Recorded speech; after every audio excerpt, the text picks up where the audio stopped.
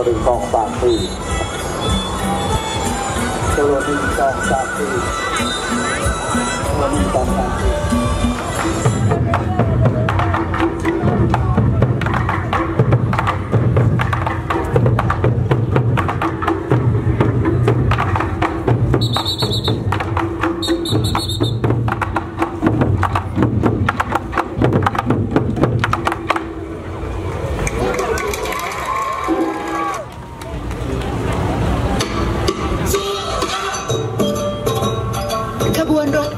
สถานกงสุลใหญ่ญี่ปุ่นนี้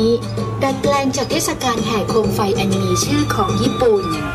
ขบวนรถที่ประดับด้วยโคมไฟสีสดใสหลายพันดวงชมได้ทั้ง4ด้านอย่างตื่นตาซึ่งงานมี3 วันเช่นเดียวกับประเพณีที่เป็นเชียงใหม่เพื่อผลิตวัฒนธรรมของท้องถิ่นญี่ปุ่นการไปสานสัมพันธ์ที่ใกล้ชิดเสมอมาโคมญี่ปุ่นล้านนาเป็นงานศิลปะและการจิตวิทยาที่ใส่จิตวิญญาณการบริโภคชาและสถาบันซึ่ง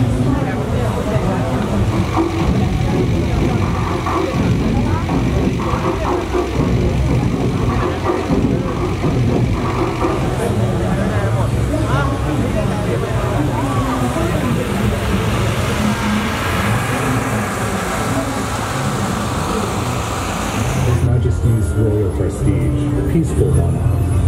The parade begins with an angel sitting at the center of a lotus and holding the banner of victory, decorated with number 94, which represents the number of years that Chiang Mai Rajabat University has been serving as the source of knowledge for Thai society. Moreover, there are Wadi Khonchons, the marine elephants,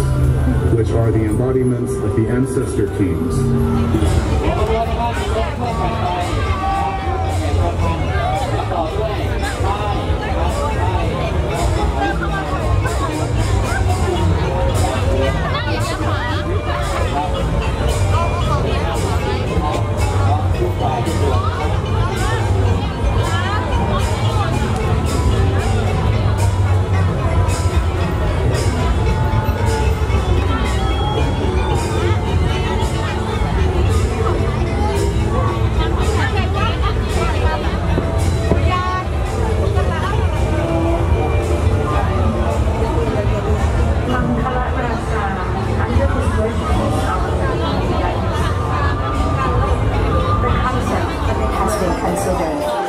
The land of elephants since ancient times.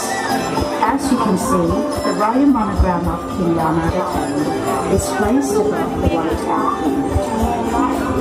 The golden Bodhi tree with its branches spreading out in every direction as a symbol of alignment is created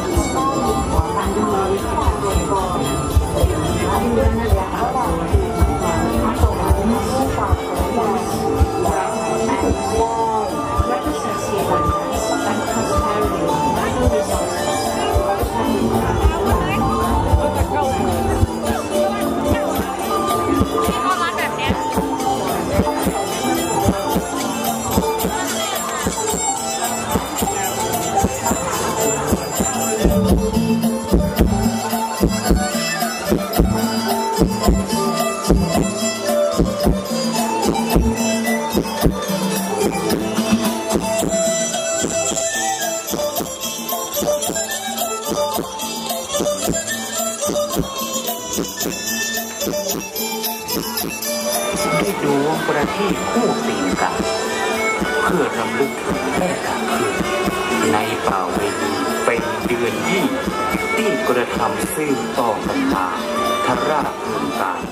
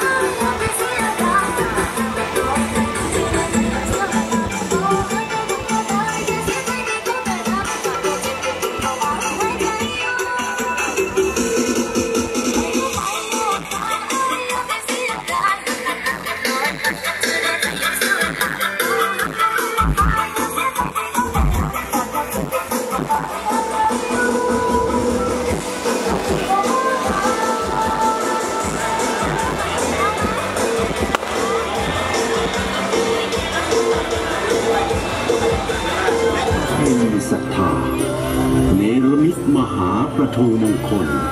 น้อมถวายเป็นพุทธบูชาแด่องค์พระศาสดาพุทธาเจ้าประดิษฐ์คิดเอาพระบารมีแห่งสมเด็จพระเจ้าอยู่หัวมหาวชิราลงกรณ์บดินทรเทพยวรางกูรเป็นที่พึ่ง